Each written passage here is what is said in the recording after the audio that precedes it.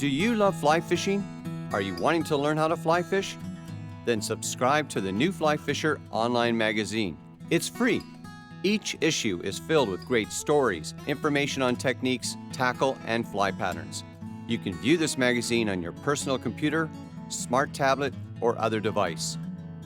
Each issue contains great stories, photography, and instructional video.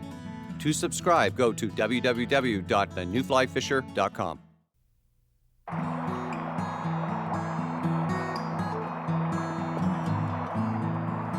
One just over there, Ian. Perfect. Good cast. Welcome, everybody, to the New Fly Fisher. I'm your host, Colin McKeown. In today's show, I'm here with Ian James, author of Fumbling with a Fly Rod, and we're going to be talking about how to catch fish, specifically trout, in low water conditions. These are really extreme fly fishing conditions, the ones we all hate, where the water's low, it's really clear, and sometimes we have bright skies. Ian's got some great tactics and strategies worked out to catch brown trout, rainbows, and other species in these conditions. I think you're going to find it really fascinating. It's going to be a great show. Stay with us.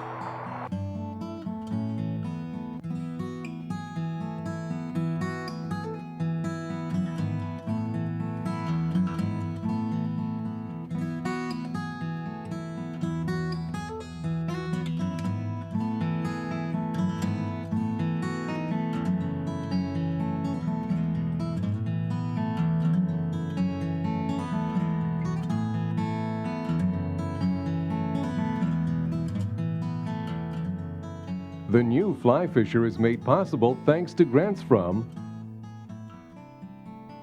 the Canadian Fly Fisher magazine, containing information about fly fishing techniques, equipment, rigging options, Canadian fly patterns, and recipes.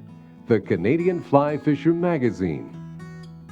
Frog Hair High Performance Tippet Material by Gamma Technologies.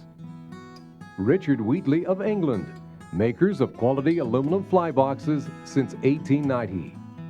Teton, fly reels beautifully simple. Loon Environmental Outdoor Products, fishing with a conscience. Fisherman's Health, the place to relieve the pains and discomforts of fly fishing. Daiichi Premium Fly Hooks, the choice of serious anglers the world over, and with the financial support of viewers like you. The Grand River is a beautiful watershed that meanders through some of the most heavily populated areas of Canada. 30 years ago, the Grand was in serious trouble due to pollution, agriculture, urban encroachment, and a host of other human activities. Thanks to the efforts of countless concerned citizens and new stringent environmental legislation, the Grand has rebounded and is now a wondrous fishery and vibrant ecosystem. Ian James is the author of the best-selling book, Fumbling with a Fly Rod. Fumbling is an informative and humorous collection of short stories, and I strongly recommend you add it to your list of must-read books. A professional guide and fly tyer, Ian is an incredibly knowledgeable and apt angler. He's a wonderful person to spend a day on the water with, and I was really thrilled to be here on the famous Grand River with him. Ian, as you clean a weed off your fly there, I think it's important to note, as I said in the opening, I mean, these are really extreme conditions. Very low water, very clear, and these little bucktails are perfect for this, right? Absolutely, dead on. Just now, just to fill you in, we haven't had any rain here in 8 weeks, and this is the lowest the water's been in probably about 50 years, 60 years. Really? So it's pretty tough sledding. No, the water temperature actually, I was told yesterday, is actually good though, despite the fact it's low water. So we're not going to stress any fish we catch unduly. No, there's a lot of little springs and stuff come in here, so that's why we're down here. Further down the river, yes, you can't fish it, it's too warm. And further up, it's quite warm as well, but there's a lot of seepage of cold water that comes in through here, and that's why we're fishing here. But it's tough sledding. I mean, this area, it gets pounded quite heavily by anglers. We've had some people walk right through the pool as we were setting up today. The water's low, it's clear, the fish are spooky, and if we can pick 3 or 4 of them, we'll be doing quite well. But as you were saying, it's always the the type of situation that most fly fishermen fear is trying to catch trout in very low, clear water. Now that's what, as we were speaking about earlier, everybody thinks, right, dry flies, emergers, and this is so different. This is so radically different from what people would expect, using small streamers, a little shot above it, and stripping it through the tongues of pools and edges of riffles, as we were doing earlier, to bring the fish to the fly. Yeah, you want to. What happens is that when the water drops down, I mean, although there's lots of insects for them, it's much like eating chocolate bars. They can be eating chocolate bars all day long, and if you come in and you throw in a bucket of chicken or a big hamburger, they're going to go after that far more than the chocolate bars. And that's what we're doing with the minnow imitation. You want to give them something that's big and meaty, and you want to make it move quickly so they don't have time to think about it. And even in low water, they'll still take a smack at it. And it's the same for brown trout, Atlantic salmon, bass, pike. Well, not so much pike, because they're big and nasty anyway. But it really works. Hopefully we'll prove that today. What we're going to be doing is using a streamer fly, a small bucktail about a size number 8, and throwing it into the pools and riffles. As you can see, I'm standing in very shallow water. It's hardly over my ankles. And the pools that we're fishing are maybe only 2 to 3 feet deep, but that's where the brown trout have to hang out. If they hang out in this stuff, they're perfect prey for ospreys, bald eagles, stuff like that. They like to sit in the shadows. Basically, if you find some shadow or some dark colored water, that's where the fish are going to be. Hopefully by the end of today's show, you'll see that. So all I'm going to do is take my bucktail, it happens to be a little Thunder Creek style black-nosed dace, throw it into the deeper, darker pockets, and maybe we'll get a few fish. Now the retrieve for this little fly is very, very fast. Because the water's clear, if we go slowly, the fish can pick it up and they'll refuse the fly. These are fish that have been fished pretty hard over the summer because the water's low and it's clear, and this stretch of river gets a lot of angling pressure. So the plan is we chuck this out, strip it back across the current as fast as humanly possible, and maybe we'll be able to drag a fish or two out of here.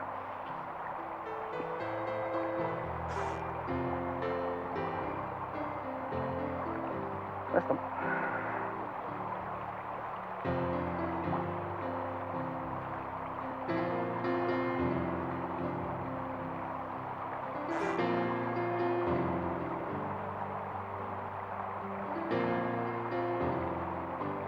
Nothing for 2. So as you can see, the techniques works, but I'm just a little bit slow on setting the hook. There he is, little guy. I think it's a chub. Nope, tiny little brown trout. Now I just happen to know that there are fish in here that are much, much bigger than this. He's just a baby, stocked this year probably. But you can see that the technique works quite well.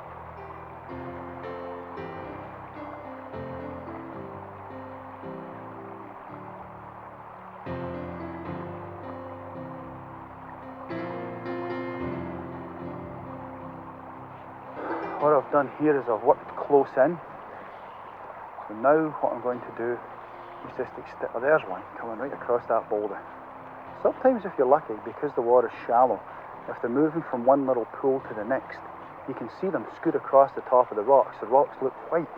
You see these little shapes, so it gives you an idea. Listen, gives you an idea of where the fish are. So at least you might not be able to cast to him, but at least you know where he went. Oh, there he is again. That's twice he came up and looked at this. Oh, you rascal. There we go. That's it, right there.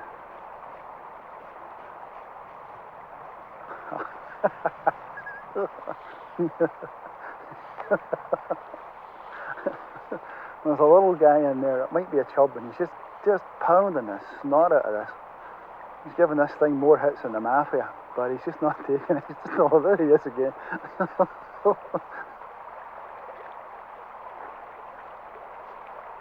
Ian, could you describe the setup that we're using today? Because I'm using a 5 weight. What are you using, a 5 as well? I got a 5 weight on here, but I've got a very long leader. It's about 12-foot mark. And all I've done to set it up was I tied on some 6-pound fire line, because the bite detection is absolutely superb. And that's about 8 feet, 9 feet long. And then on the end of that, I've just tied on a piece of clear mono. I use Drennan. I've always used it. It's good stuff.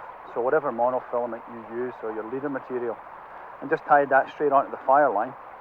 What size is that, or test? 4 pound, 6 pound. The water's clear. I mean, if you're using the fluorocarbon stuff, you might get away with 6, but I'm down to 4 pound here because I know the fish can see it. You know, it's just a no-brainer for that. But with a quick-moving fly like this, they don't have a lot of chance to think about it. They strike or they don't, right? That's it. They take a look at it and it's whack. What you're really hoping for is that all they see is the fly, that they don't see the leader or anything else, or even the fly line. Now the fly just drifts across the top of them. They see it, they react to it, bang, you have them. That's the idea behind it. Well, I think we might have spooked them all out of here because it's low water and they're fished fairly hard. So usually, once you go through the pool once, if you're lucky, you can rest it. If not, you just have to go back to another location or let it sit for about an hour before you can refish it.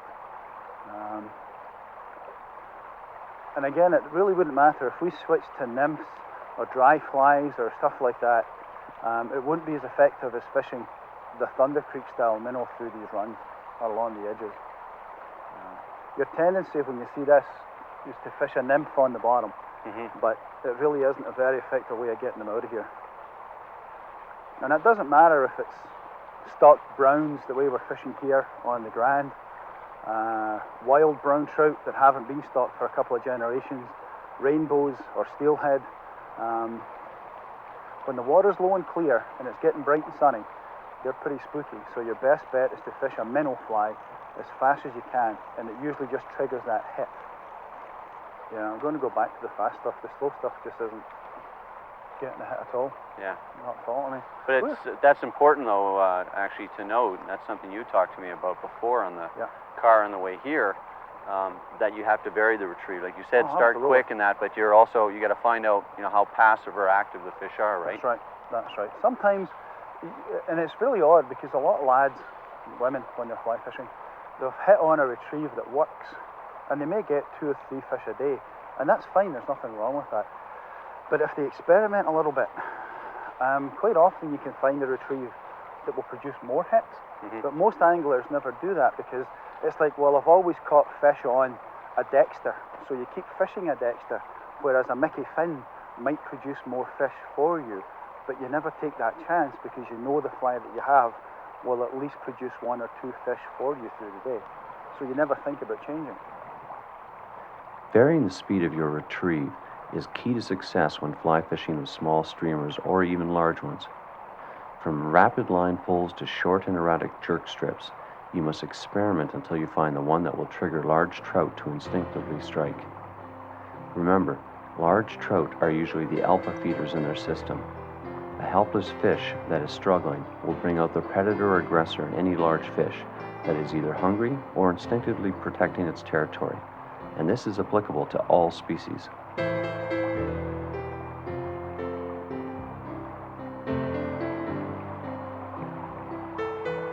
Like in small stream or creek fishing, low water conditions demand that you take certain precautions in order to prevent spooking the fish.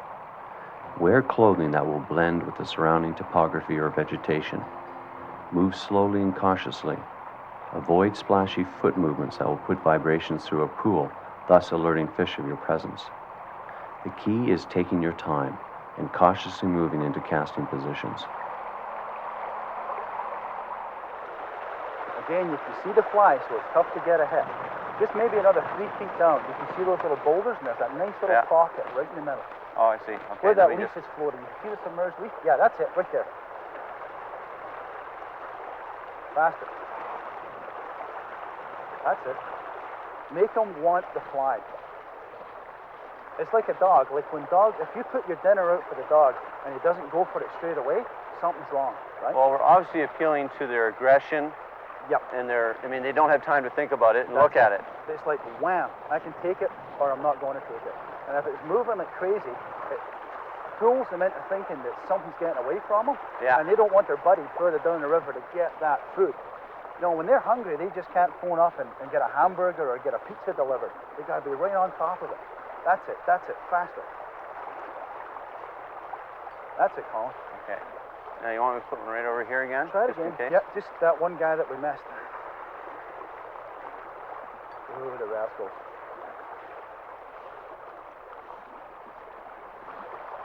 Should be one right in there. Good, you're getting on top of the fly quickly. Okay. Of fresh water. Want me to put one over there in that little run? Yep, there should be one sticking around in there someplace. There you are. Well, that was cued nicely. He was right where he was supposed to be. Supposed to be sitting. They have to sit there. It's darker colored water, and there's no other place they can sit. Here, I just don't like the rocks. You want to put the net on him, or let me split it? You can grab him? Yeah. Not real big, but it's not injure him. Not a big fish. But if you think about it, low water, you know, we're lucky to be getting anything. Yeah, I think a lot of people would just think it'd be dry flies or dry nymphs. Flies or nymphs or something like that. And that's not the case. No. Let me just get this. Now we've gone completely barbless, and I think it's important for people to understand that's a beautiful little brown. Not bad at all. Maybe a 2-year-old stocky or something like that, but again, we've got some fast water. They're not in the fast water where you think they would be. They're just in the little pockets and little drop-offs. In low water, when trying to locate fish, look for current breaks behind rocks or sunken timber. The tails and seams are riffles and small pockets or holes that will provide protection from predators. Additionally, you can often find large trout or other species near overhanging bushes, in the shadows of trees, in undercut banks, and often near structures such as fallen trees. The key is that often shallow and unlikely looking holding water will in fact harbor large fish in certain conditions.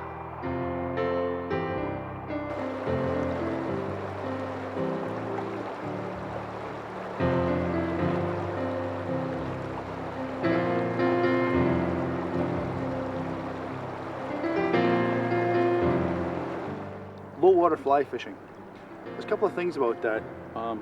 You really have to be careful that you don't stress the fish out. Here on the Grand River, they put out warnings to say that the water is now far too warm and you shouldn't be fishing for trout. And if that's the case, you really should obey those regulations. Although they're voluntary, you should go with it. If that happens and they put out a thing that says you can't go for trout, go for bass or go for pike, a warm water species. Although pike can technically be classified as a cold water species as well. And then there's also carp, sheephead, quillback, and river red horse and stuff that will take flies even in the lowest sort of drought periods in the middle of the summertime when it's really, really warm. The thing with trout is there's a couple of things you should do if you do want to go catch them. Usually because it's low water, small flies will do the trick, and if you hook one, don't be going in there with a 1 weight or a 0 weight rod. Use something with a bit of backbone, maybe a 6, so you can hook the fish, bring it in very quickly, and then release it. And it's critical that in the summertime you wet your hands when you release the fish. In the summer there's more bacteria, more disease in the water for the fish that they can actually, so the fish can actually get more diseases. So what you need to do is wet your hands, pick the fish up, and even don't pick it up, just grab the fly, should be barbless, wiggle the fly in the fish's jaw and it'll come out again. That way you don't have to touch the fish, you don't have to pick it up for a photo opportunity and stuff like that. In summertime, never ever ever use a tailing glove. As soon as you grab the fish, you pull the slime off, the fish gets diseased and it dies. As simple as that.